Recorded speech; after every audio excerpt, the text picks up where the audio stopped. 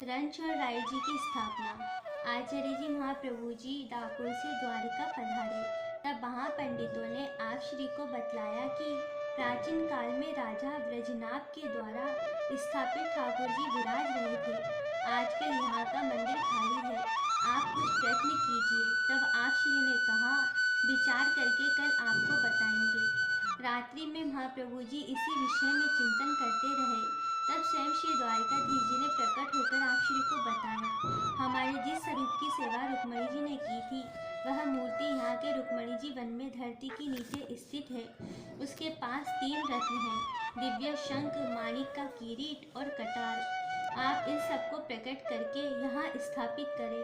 इस मूर्ति का पूजन रुक्मणी जी ने 12 वर्ष तक उस समय किया था जब दुर्वासा मुनि के शाप से रुक्मणी जी को हमारा 12 वर्ष का वियोग हुआ था।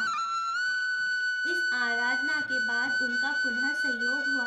जहाँ रुक्मणी जी ने 12 वर्ष तक विराजकर पूजा की थी, वह मूर्ति पृथ्वी में पधरा दी गई थी। दूसरे दिन आचार्य श्री ने एक ब्राह्मण के द्वारा वह मूर्ति तीनों वस्तुओं के साथ धरती से निकलवाकर प्राचीन मंदिर में स्थापित की और भगवत सेवा का प्रबंध किया।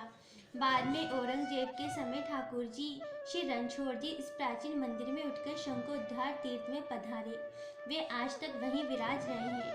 द्वारिका में गोविंद दुबे नाम का एक ब्रह्मचारी रहता था, जो कि श्री रणछोड़राय जी की सेवा करता था। वह आचार्य जी का सेवक बन गया। गोविंद दुबे बड़े पंडित थे। जब श्री आचार्य जी भागवत कथा कहते तो वे मुख्य श्रोता के रूप में बैठा करते थे। एक बार गोविंद दुबे ने प्रार्थना की, महाराज मेरा मन ठाकुर जी की सेवा में नहीं लगता है।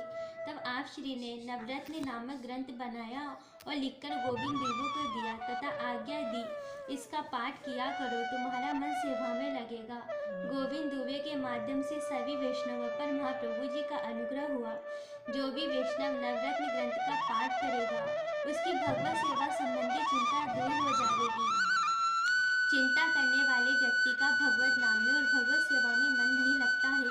इस ग्रंथ के द्वारा आचार्य श्री ने बतलाया कि जो भक्त भगवान को आत्मनिवेदन कर देता है, उसे किसी प्रकार की चिंता नहीं करनी चाहिए, क्योंकि भगवान परम कृपालु हैं। वे अपने भक्तों की लौकिक गति कदापि नहीं करते। श्री राज